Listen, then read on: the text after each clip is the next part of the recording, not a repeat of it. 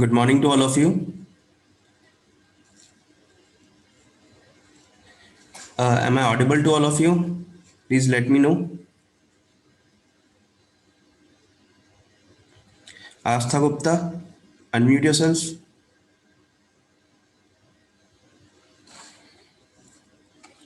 Astha Gupta.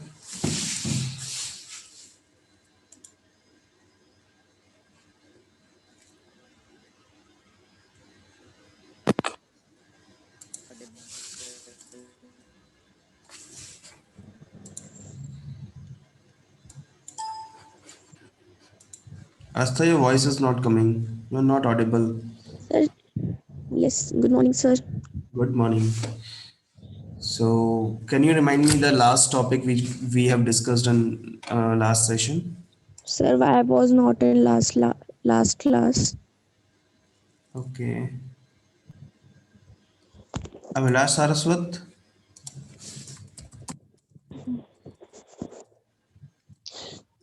Sir trade theory और theory discuss करी थी सर।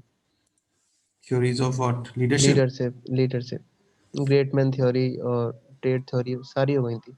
अच्छा, तो लीडरशिप की थ्योरीज हो गई सारी। Yes sir. तो आज हम पावर की कर लेते हैं। ठीक है, सो दैट हमारा पूरा सेकंड मॉड्यूल खत्म हो जाएगा। फिर हम थर्ड मॉड्यूल भी कर चुके हैं लगभग, काफ़ी हमें उसमें ग्रुप करना है मेजरली, वो कर लेंगे। So first I just wanted to give one instruction, please focus on chat section that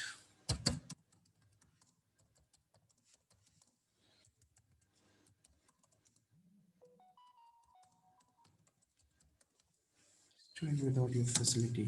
Good morning, sir. Good morning, Subhanshi.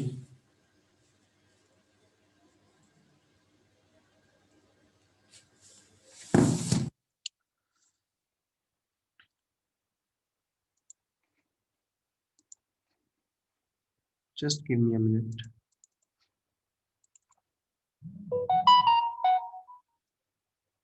Hmm.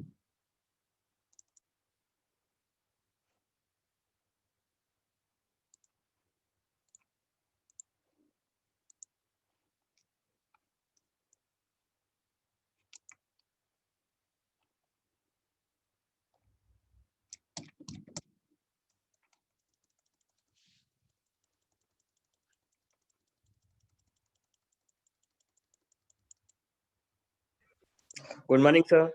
Good morning, Yogesh. Good morning, sir. Good morning.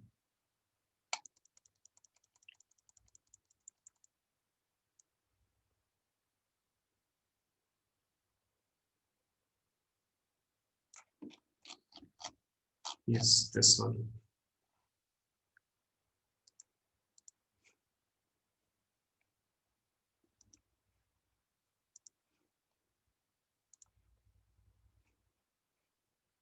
Is the screen visible to all of you? Yes, sir.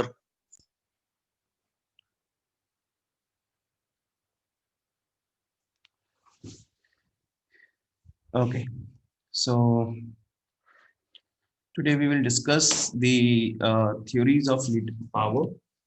That we have the theory about immersions power dependence theory.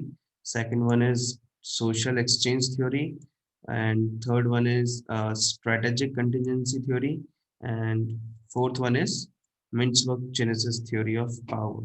Okay, we should understand how power can be utilized and what are the uh, situations by which these theories will emerge. So immersions power dependence theory में हमने ये जान सकते हैं कि ये theory जो है वो डिपेंडेंसी के ऊपर है। जैसे आप सोशल रिलेशनशिप में किसी के साथ हैं, like your brother, like your father, like your friends, okay, like your family relatives, तो उसमें डिपेंडेंस की बात की जाती है कि किस पर आपकी कितनी डिपेंडेंसी है। जैसे इधर लिखा है, this theory has been developed by Richard Emerson. According to this theory, power is inherent in any social relationship in which one person is dependent to other. That means one person is now dependent on other. This dependence is directly proportional to one's motivational investment in the goals motivated by another. इसका मतलब क्या हो गया, जैसे आपकी dependence जो है वो प्रोपोर्शनली मतलब डायरेक्टली प्रोपोर्शनल है उस चीज के जिस चीज की वजह से आप उस पावर को लेना चाहते हैं। फॉर एग्जाम्पल मान के चलिए ये ऐसी सिचुएशन को एक्सप्लेन करता है जहां पर किसी एक चीज को आप लेना चाहते हो, वो चीज किसी ऐसे बंदे के पास है जिस जो उसके पूरी पोजीशन और पावर को कंजर्व करके रखता है अपने पास, और आप उस पर हाईली डिपेंडेंट है उन चीजों को, उन रिसोर्सेज को लेने के लिए। जैसे देखो sometimes this dependence is inversely proportional to the availability of those goals. We can explain in words, in other words, that if a person has something we want badly and we cannot get it any other place, but that person has power over us, the main components of this theory are social between two parties and resources over us. Like if you want something which is in the hands of one person, and he's having the total control over that component or that product or that commodity or that thing or that feeling, so that you are highly dependent on them, and you have to ask them regarding this cause कि मुझे ये चीज आपसे चाहिए। जैसे ये मानिए कि जैसे घर में एक रिलेशनशिप में आप सब लोग होते हैं अपने परिवार के साथ, उस समय क्या होता है, आप क्या करते हो, आप किसी जिस पे आप डिपेंडेंट होते हो उससे आप अपील करते हो कि मुझे ये चीजें चाहिए, मुझे ये चीजें दिला दीजिए, ठीक है, या मेरे को ये प्रॉब्लम हो रही है, इस प्रॉब्लम का एक सोल्यूशन दे दीजिए, या मैं ये करूंगा तो मुझे इसका रिवॉर्ड दे दीजिए, है ना। For example the dynamics of the theory revolve around power and power use and the power balancing operations. Okay, like here you are just treats power as a characteristic of relationship and thus focuses on the relationship rather than on the individuals involved in the relationship. अब इसमें क्या है, आप individual पर इतना focus नहीं करोगे जितना आप अपने रिलेशनशिप पर फोकस करोगे, है ना, because of dependence on them. आपके डिपेंडेंस है उन पर, या फिर आप उनसे डायरेक्टली कनेक्टेड हैं, आप पावर का यूज कैसे कर रहे हैं, तो उसमें आपको अपने रिलेशनशिप को ज्यादा कंसिडर करना होता है, ना कि किसी एक इंडिविजुअल को। The main components of this theory are social between two parties and resources, commodities, goals, rewards, which are controlled by one party and directed by another. ये party है, parity लिख गया है, sorry, one party and directed by another। इसमें बस इतना ही समझिए कि आप अगर किसी पर डिपेंडेंट है अपने घर में या कहीं ऑफिशियल प्लेस पर, तो आप उधर अपने रिलेशनशिप्स के बारे में सोचते हैं, आप उधर अपनी पावर को बहुत बैलेंस्ड वे में यूज करते हैं आपकी पावर डिपेंडेंस की वजह से। फॉर एग्जांपल मान के चलिए आप किसी मीटिंग में है अपने इमीडिएट बॉस के साथ, और आपके इमीडिएट बॉस आपसे किसी थर्ड पर्सन के सामने भले कुछ कह देते हैं जहां आपके कोई फॉल्ट नहीं होता, फिर भी आप उस चीज को, उस इंस्ट्रक्शन को रिसीव करते हुए बाहर आते हैं। मे बी आप बाद में इस चीज को क्लैरिफाई करते हैं कि सर मेरे इसमें कोई प्रॉब्लम नहीं थी, लेकिन due to the respect, due to your relationship with your boss, you accept this situation in front of third person, that मैं उसके सामने contradictory position create नहीं कर सकता अपने बॉस के सामने, as I have to obey his orders, his instructions, whether just give a sense of responsibility, just display a sense of impression that we always obey and follow the orders of our bosses. And after that, as you have a very good relations with your boss, you can just go and clarify all the things that there is no fault of yours regarding the cause, but but not in front of that third person। तो आप अगर ऐसा कर रहे हो तो आप power dependence theory के अनुसार रिएक्ट कर रहे हो। बात समझ में आई? जैसे फादर मदर किसी रिलेटिव के सामने आपसे कुछ कह देते हैं, कुछ मतलब रूडली कह देते हैं, तो आप उनके सामने उनसे कुछ नहीं कहते, उस चीज को एक्सेप्ट कर लेते हैं, लेकिन जब आपके रिलेटिव्स चले जाते हैं तो उसके बाद आप उस बात को क्लैरिफाई कर लेते हैं, बता देते हैं मेरा इसमें कोई फॉल्ट नहीं था, चाहे आपकी गलती नहीं थी फिर भी आप उसको एक्सेप्ट कर लेते हो किसी थर्ड पर्सन के सामने, just because you are caring about your relations, not the individual not the individual perspective. But if you need something, you want some reward, you will ask them that if I will do this, I will achieve this, please give me this thing. जैसे आप exams के लिए कहते हो, भाई मेरे exams में इतने परसेंट मार्क्स आएंगे तो मुझे ये चीज चाहिए, अपने घर में कहते हो। क्यों कहते हो? आप खुद भी तो ला सकते हो, नहीं ला सकते हो। क्यों नहीं ला सकते हो? क्योंकि अभी आप डिपेंडेंट हैं अपने पेरेंट्स पर। तो जब आप उन पर डिपेंडेंट है, कुछ बहुत सारे डिसीजन है उनको लेने के लिए आप उन पर डिपेंडेंट रहते हैं। फॉर एग्जाम्पल, कहीं टूर पर जाना है तो आपको उनसे परमिशन लेनी होगी, है ना। लेकिन जब आप बड़े हो जाएंगे, उनकी एज तक पहुंच जाएंगे, तो आप अपने टूर्स खुद प्लान कर पाएंगे इंडिपेंडेंटली। तो इस जगह पर क्या होता है, हम अपने रिलेशनशिप पर ज्यादा फोकस करते हैं रादर देन अपने इंडिविजुअल पर्सपेक्टिव पर या अपने इंडिविजुअल ऑब्जेक्टिव पर। Okay, then the second theory comes. Second theory is social exchange theory. Social exchange theory means the social exchange theory has been developed by French and Driven. This theory states that what goes on between persons in the outcome of the exchange of social commodities. Social commodities are love, hate, respect, power, influence, information, praise, blame, attraction, rejection and so forth. That means जब आप कुछ भी कर रहे होते हैं, है ना, आप जब बात कर रहे होते हैं तो ये सारी चीजें एक्सचेंज होती हैं। हम किसी भी चीज के बारे में बात कर रहे होते हैं तो ये सारी चीजें क्या होती हैं, एक्सचेंज होती हैं सोसाइटी में। और इनके एक्सचेंज होने की वजह से क्या होता है, हमारे रिलेशनशिप्स या तो स्ट्रांग होते हैं या खत्म हो जाते हैं। हमारे रिलेशनशिप्स या तो स्ट्रांग होते हैं या टर्मिनेट कर जाते हैं। जैसे नीचे लिखा है, देखो, in the case of exchange relationship when what we receive others is equivalent to or in excess of what we must give to others. Means exchange relationship क्या है, हम लोगों से क्या रिसीव कर रहे हैं और उन्हें हम क्या दे रहे हैं। अगर हम लोगों से हेट रिसीव कर रहे हैं तो हम उन्हें हेट ही देंगे। अगर हम उनसे लव रिसीव कर रहे हैं तो हम उन्हें लव देंगे। अगर हम उनसे पावर रिसीव कर रहे हैं तो फिर हम क्या करेंगे, हम भी पावर एक्यूमुलेट करने की कोशिश करेंगे, है ना। हमें कोई इन्फ्लुएंस कर पा रहा है तो हम उसे फॉलो करेंगे, हमें इन्फॉर्मेशन कोई दे रहा है तो हम उसे प्रेज करेंगे, ठीक है। बहुत सारी चीजें, कोई हमें ब्लेम कर रहा है तो फिर हम क्या करेंगे, हम उससे पीछा छुड़ा देंगे, है ना। अननेसेसरी कोई ब्लेम कर रहा है, हम किसी की तरफ अट्रैक्ट हो रहे हैं तो हम उससे बात करेंगे, है ना। दैट मीन्स, और हमें कोई रिजेक्शन कर रहा है तो कोई बात नहीं, हम उस रिलेशनशिप को टर्मिनेट कर रहे हैं। That means in case of exchange relationship what we receive others is equivalent to or in excess of what we must give to others, right? When the net balance for us in positive, we will continue the exchange relationship, otherwise we will terminate the exchange relationship. Social interaction represents an exchange of social goods and services. For example, आपका कोई friend है जो हमेशा आपसे credit मांगता रहता है, ठीक है। आप किसी भी रिलेशनशिप में क्यों जाते हैं, फॉर सम बेनिफिट्स, ओके। आपका एक फ्रेंड है जो हमेशा आपसे क्रेडिट लेता है, हमेशा आपसे लोन ले लेता है, तो उसके साथ रहने के बेनिफिट्स क्या है, कोई एक्सप्लेन करेगा, जरा बताना, शुभांशी। सर, मतलब हर जगह बेनिफिट्स कौन देखता है? नहीं, फिर भी अगर आप किसी का फ्रेंड बना रहे हो तो उसके कुछ प्रिंसिपल होंगे ना, कुछ सिद्धांत होंगे, मैं इसके साथ ही रह सकता हूँ, ये जो मेरा अपने फ्रेंड है, नेचर के साथ बैठ जाए। ओके। एंड वो बार बार क्रेडिट मांगता है तो ऐसा इंसान दोस्त नहीं बन पाएगा मेरा, क्योंकि हम हिसाब किताब के बड़े पक्के इंसान हैं।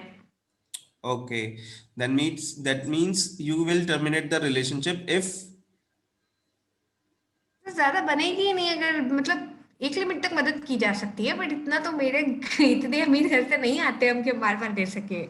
okay, and what are the benefits of friendship? Sir actually क्या है, अभी मैं जीएलए गया हुआ था सामान मतलब अपना लेने के लिए, तो मेरा एक फ्रेंड मिल गया सर, मैं उसकी कार में सर बैठ वैसे सामान ले आया। एक मतलब सर फ्रेंडशिप के सर बहुत सारे फायदे भी हैं और सर बहुत सारे नुकसान भी। जैसे कि मतलब हम किसी की हेल्प करते हैं अपनी फ्रेंड की, तो हम उसके बदले में फ्रेंड्स हमारी हेल्प करें, ये हम एक्सेप्ट करते हैं। और कभी कभी सर फ्रेंडशिप में लड़ाई वगैरह भी हो जाती है, तो वो ज्यादातर पैसे की वजह से ही होती है। आज मैंने तेरे ऊपर पैसे खर्च कर दिए, तूने मेरे ऊपर क्यों नहीं करे, सर ये सब। शुभांशी, आप कुछ कह रहे थे? सर ये कह रहे थे कि वैसे इस तरह के लोग का एक फायदा भी होता है, मतलब अगर इंसान लेने के बाद देना जानता है तो इस इमरजेंसी पड़ने पर कितना भी जुगाड़ करवा सकते हैं। इस टाइप के दोस्त हैं मेरे पास कि अर्जेंट जरूरत पड़े तो वो जुगाड़ करवा देंगे, लेकिन फिर जिस हिसाब से लिया है उस हिसाब से देना भी आना हेलो चाहिए, लटकाने वाले ना हो। मतलब एक्सचेंज पूरा होना चाहिए, हाँ है ना? सर ये बताइए, क्या आप सर? बताइए। Hello sir it depend on person, सबका अपना माइंड सेट होता है, हम्म। सबकी अपनी थिंकिंग होती है, तो कोई मिल पाता है हमसे, हमारी थिंकिंग से कोई नहीं मिल पाता। कई बार नहीं, ऐसे भी कुछ होते कुछ फ्रेंड सावधान इंडिया वाले भी होते हैं, हैं, सावधान इंडिया वाले भी होते हैं। है ना? यस सर, सबसे मिलना हेलो पड़ता है। हाँ, सनसनी वाले भी होते हैं। हेलो, आवाज आ रही है सर? हाँ जी, बोलिए ऋतिक। हाँ ये सर, मैं ये बोल रहा था कि सर आजकल जो फ्रेंडशिप होती है ना, तो 95% सेल्फिश होते हैं वो लोग। बस मतलब के लिए दोस्ती करते हैं, उसके बाद मतलब खत्म होती है दोस्ती खत्म। ओके, चलिए देखिए, हमें बहुत सारे अलग अलग पर्सपेक्टिव्स दिखाई दिए। As a human relation, human factor यहाँ पे एग्जिस्ट करता है, तो अलग अलग तरह के हमें पर्सपेक्टिव्स दिखाई देंगे फ्रेंडशिप के लिए। कोई लॉयल में करेगा, कोई वही सावधान इंडिया वाले फ्रेंडशिप्स करेगा। मतलब ये है मेरा इस एग्जाम्पल को लेने का कि एक्सचेंज ट्रांजेक्शन या एक्सचेंज रिलेशनशिप को हम समझें।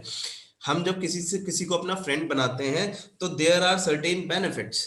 बेनिफिट्स क्या होते हैं कि हम फन कर सकते हैं, फ्रेंडशिप एंजॉय कर सकते हैं, कंपेनियनशिप कर सकते हैं, सोशल सपोर्ट पा सकते हैं। जैसे उन्होंने बोला मैं वहां गया था हॉस्टल में, तो उन्होंने मेरी बहुत हेल्प कर दी, राइट? Yes sir. तो ये सब हमें मिल सकता है। ये एक एक अलग तराजू पे अलग साइड में ये चीजें रखी हैं। और अगर वो आपसे हमेशा क्रेडिट ही मांगता रहता है, मनी बोरो करता रहता है, तो ये आपके लिए एक हाई कॉस्ट भी हो सकता है दूसरी तरफ, है ना?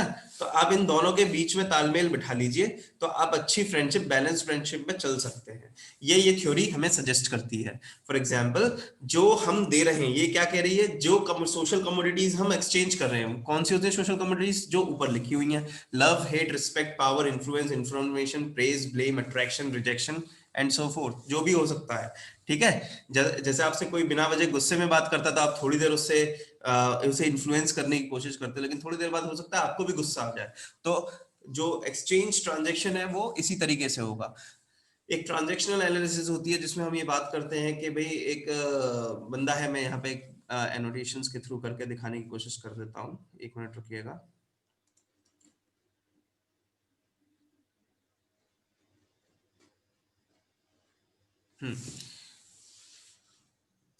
देखिए, मान के चलिए एक 3 ईगो स्टेजेस होती हैं हर इंसान के अंदर। एक होती है child ego stage, adult and parent, ठीक है? Child means he is not mature enough, adult means now he is maturing, and parent means he is mature. Okay, this is person 1, first person, sorry,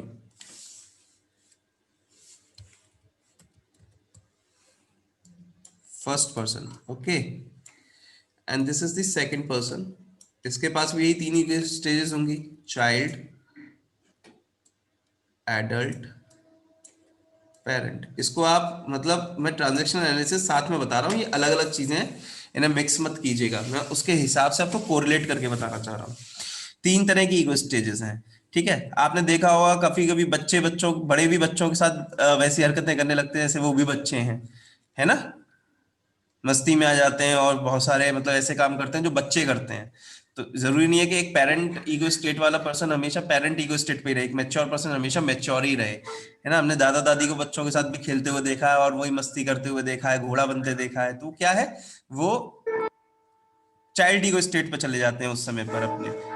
ऐसे ही एक है adult ego state, जिसमें हम थोड़े से mature होते हैं लेकिन एरोगेंट भी होते हैं, एग्रेसिव भी हो जाते हैं। बच्चा भी एग्रेसिव हो जाता है तो वो एडल्ट वाले पे चला जाता है उस समय पे, या आप ये बोले वो मैच्योरिटी पर होता है। और पेरेंट ईगो स्टेज बहुत फॉर्मल काइंड ऑफ स्ट्रक्चर होता है, जिसमें आप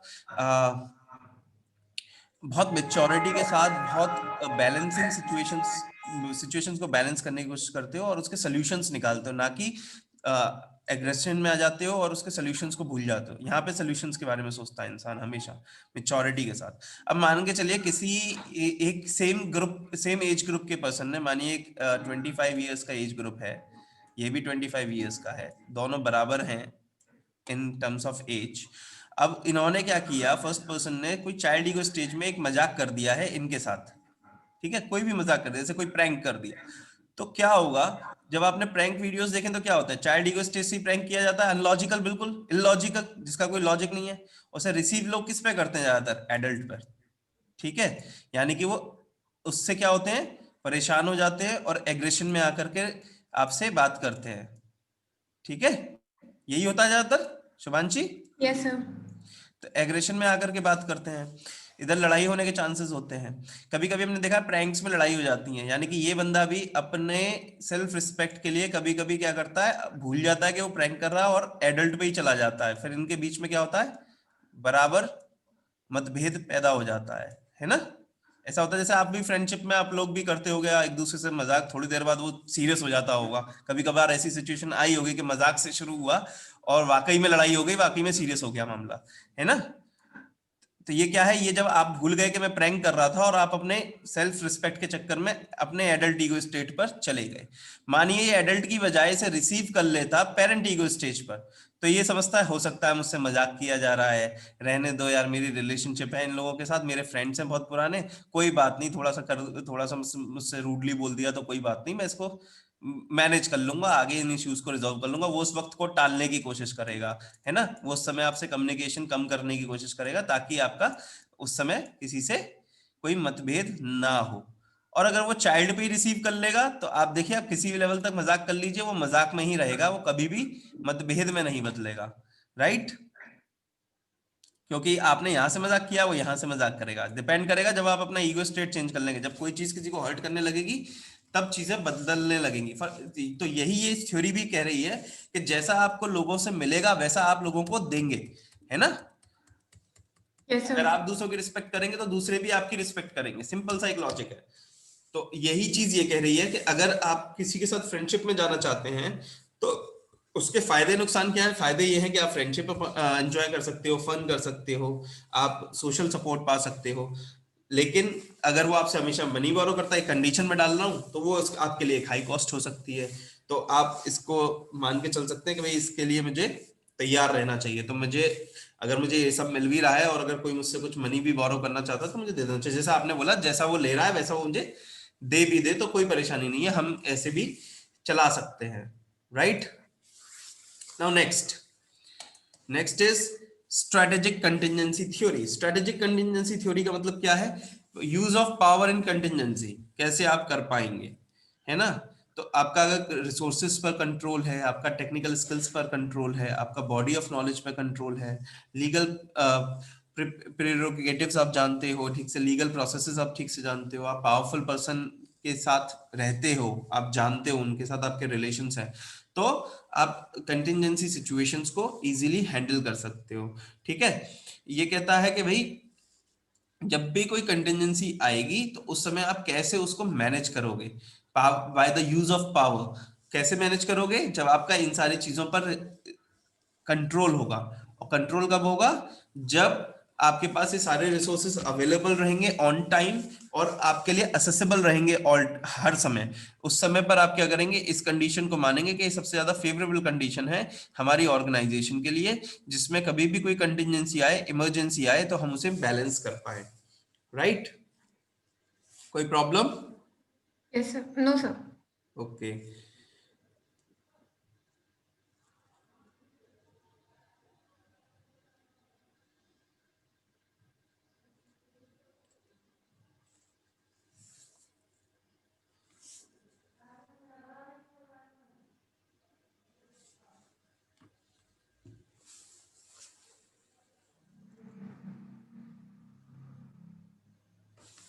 इसका एग्जाम्पल क्या हो सकता है,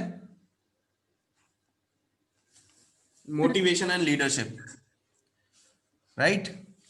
मोटिवेशन एंड लीडरशिप इसके एग्जाम्पल हो सकते हैं। कैसे?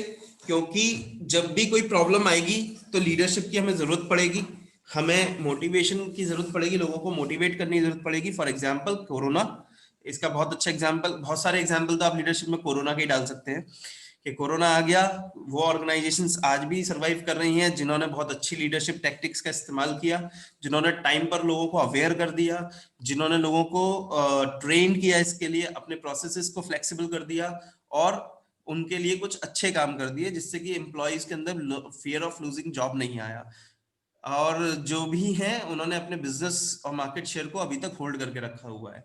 लाइक एप्पल डज, एप्पल ने क्या किया, एप्पल ने एक कंटिजेंसी फंड अपना बना रखा था जो शायद किसी को मालूम ही नहीं था। कंटिजेंसी फंड था उनका बहुत बड़ा, और वो जब से एप्पल है तब से उसमें वो कंट्रीब्यूट कर रहे थे। और जैसे ही ये कोरोना आया उन्होंने क्या किया, अपने जितने रिटेल आउटलेट्स हैं जो फ्रेंचाइज्ड हैं, यानी कि जो कॉर्पोरेट उनके रिटेल स्टोर्स नहीं है, जो एप्पल खुद नहीं होल्ड करता, उनके फ्रेंचाइज रिटेल स्टोर्स के जितने रेंट्स हैं और सैलरीज हैं लोगों की, वो उन्होंने उस कंटिजेंसी फंड से पे करी है ताकि रिटेल आउटलेट उनका कभी कोई बंद ना कर दे और उनका जो चेन है रिटेल चेन वो कम ना हो जाए। इसलिए उन्होंने क्या किया है, उन्होंने उनके रेंट्स को खुद पे किया है ड्यूरिंग लॉकडाउन। ऐसा ही आपको यहाँ पे देखने को मिलता है कि आपका कंट्रोल था इस चीज पर तो आपने किया। अगर आपकी कोई इंजीनियरिंग यूनिट है जो बहुत जल्दी उस चेंज को समझते हुए एब्जॉर्ब कर ले और उस चेंज को इम्प्लीमेंट करे अपनी ऑर्गेनाइजेशन के प्रोडक्ट लाइन में और प्रोसेसेस में, और उस चेंज के लिए आपको सर्वाइवल फॉर द फिटेस्ट बना दे, जैसे आप फिट हो रहे हो सिचुएशन में, ऐसा आपको कन्वर्जन दे दे, तो भी उसे हम बोलेंगे स्ट्रेटेजिक कंटिजेंसी थ्योरी। कि जैसी प्रॉब्लम थी उसके हिसाब से जितना हमारा कंट्रोल था हमारी टेक्निकल स्किल्स और हमारे रिसोर्सेज पर, उस हिसाब से हमने उसको मैनेज कर लिया है। ये बताते हैं the use of power in the in this contingency and the which accrues to the subunits, individual units, departments, etc etc. For example, engineering unit ये कर सकती है, मैनेजर मैनेजर हमने बोला मोटिवेशन, मोटिवेशन भी यही काम कर सकता है। वो कौन करेगा, एचआर डिपार्टमेंट लोगों का मोटिवेशन लेवल बढ़ाएगा, है ना। तो इस तरीके से करते करते हम स्ट्रेटेजिकली कंटिजेंसी पर ओवरकम कर सकते हैं। हम जो एकदम से इमरजेंसी सिचुएशन आई है उसको संभाल सकते हैं, नहीं तो नहीं संभाल पाएंगे, है ना। और इनके लिए हमारे लिए इन 5 चीजों पर कंट्रोल होना बहुत जरूरी है और सारी चीजों का सही होना बहुत जरूरी है, नहीं तो नहीं कर पाएंगे हम कंट्रोल। ओके, ऐसा अब एक बात बताओ, मैं एक एग्जांपल ले रहा हूं आपके साथ। मान के चलिए आपकी ऑर्गेनाइजेशन में एब्सेंटिज्म ज्यादा है, is this is the problem of contingency?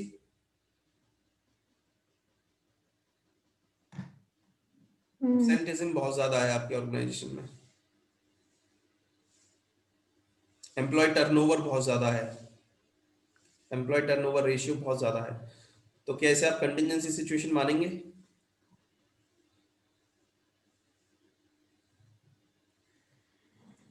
Okay, एंड्रॉइड एम्प्लॉय टर्नओवर रेशियो क्या होता है शुभांशी?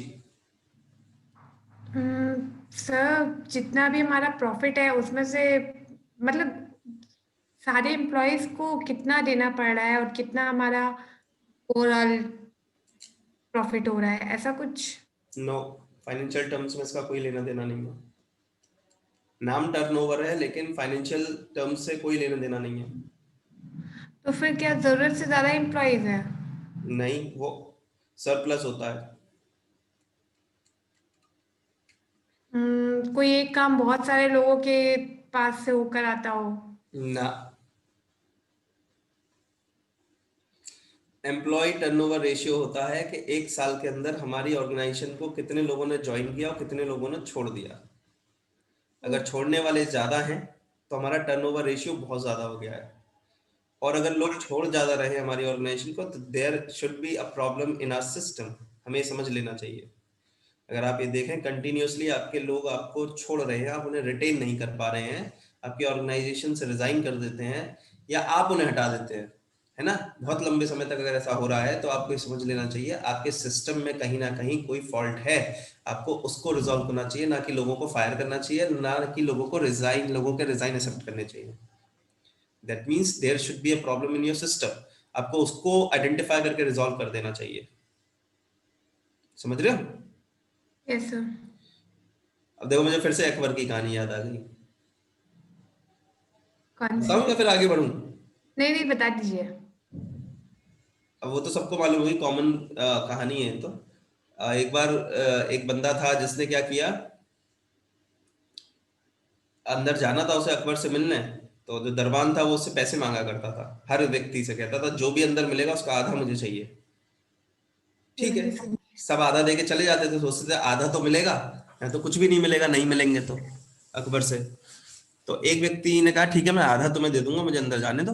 उसने अकबर के पास वो गया और अकबर से जाकर उन्होंने बोला मुझे 100 कोड़े दे दीजिए, मुझे 100 कोड़े मारे जाए। तो अकबर ने मना किया, ऐसा मैं नहीं कर सकता। उन्होंने बोला मेरी इच्छा है, मुझे 100 कोड़े मारे आप। तो बोलते ठीक है मारिए। तो बोलता है लेकिन उससे पहले एक काम है, मेरे को आधा ना आपके दरबान को देना है, तो पहले 50 उसके मार लीजिए, फिर 50 मेरे मारिएगा।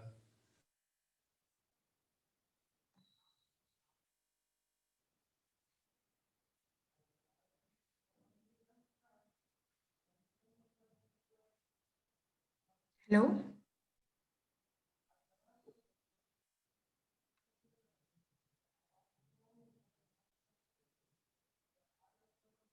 हेलो। Hello sir.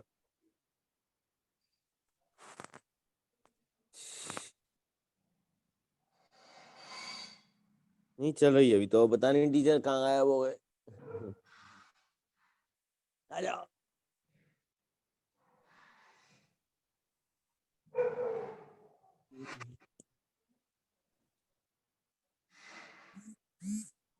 क्या नाश्ते में खाने में क्या बनाओगे आप?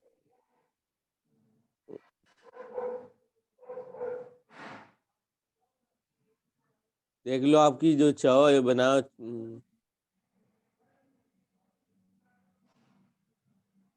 गोभी तो कल खाई है, टेंगरी भी कल गोभी आलू की। टेंगरी सेमरी आलू नहीं बनाई कल बुआ ने।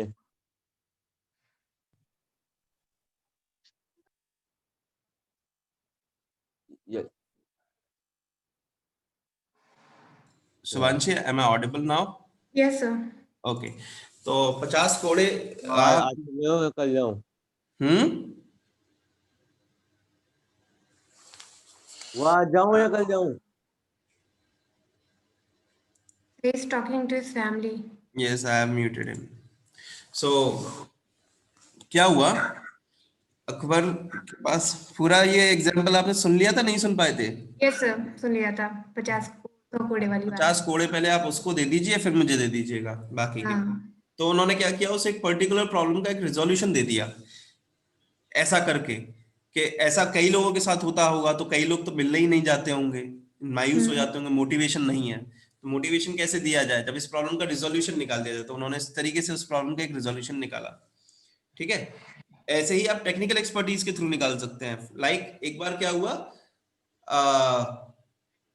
दो लोगों में झगड़ा हो रहा था। एक बंदा था जो हलवाई के पास गया और उसने उससे कुछ मांगा मिठाई खरीदने के लिए।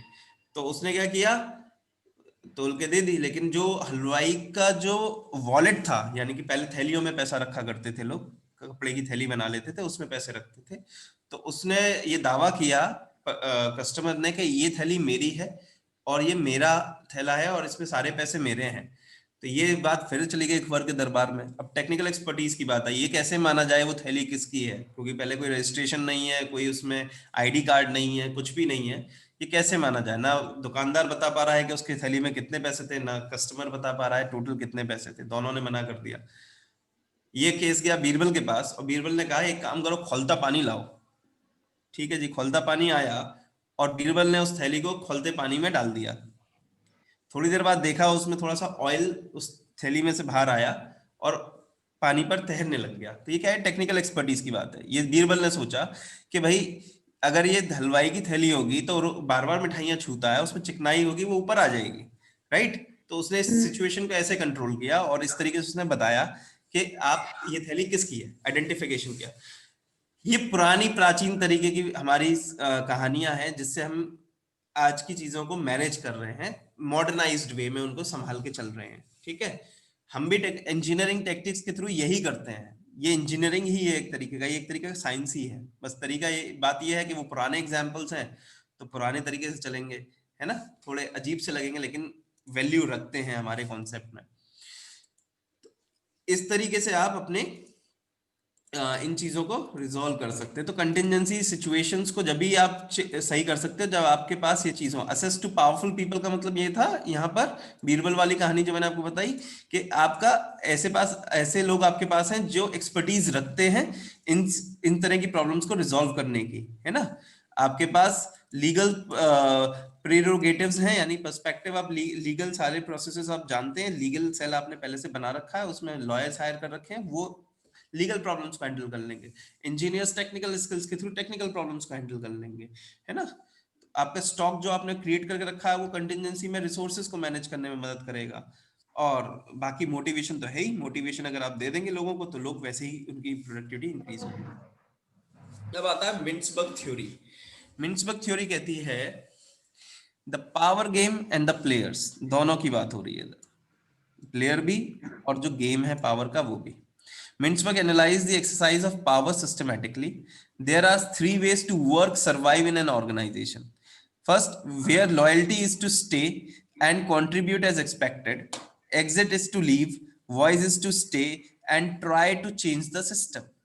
That means मिन्सबर्ग ये कहते हैं अगर आपके पास कोई पावर है और आप इन्फ्लुएंस कर सकते हो लोगों को तो आपको सिस्टम्स को चेंज कर लेना चाहिए। उनको आप सिस्टम्स को चेंज करना चाहते हो, मेन बात यह है कि आप सिस्टम को बदलना चाहते हो।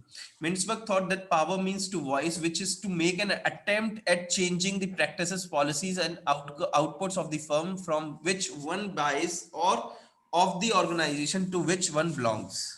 Okay, which is to make an attempt at changing the practices, policies and outputs of the firm from which one buys or of the organization to which one belongs. That means आप change कर सकते हो if you have the power, and power is something like voice, जिससे कि आप आवाज उठा सकते हो और कुछ चीजें बदल सकते हो। In exercising the power, the influencer requires some sources of basis of power. First thing, आपको कुछ सोर्सेज चाहिए जिससे कि आपको पावर मिले, साथ ही साथ expenditure of energy and political skillful way. Three things are required, the three prime basis of power and control. First one is resource, resource का होना जरूरी है। Second one is technical skill, इसका होना जरूरी है। एंड बॉडी ऑफ नॉलेज, जो हम ऊपर भी बात कर रहे थे, सेम मिन्सबर्ग कह रहा है, लेकिन यहाँ हम चेंज करने की बात कर रहे हैं सिस्टम को।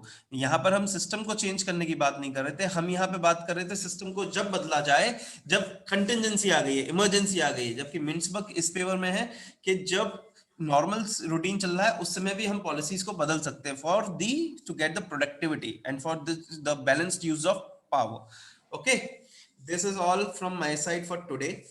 If is there any problem, please ask me, and we have prepared your all the notes as per your syllabus, which you will find on the portal, right? As I am not connected with all the groups, so I will upload these files on your portal, right? Yes, sir. Is there any issue or any query? No, sir. Okay, thank you, have a nice day, goodbye. Thank you, sir. Thank you.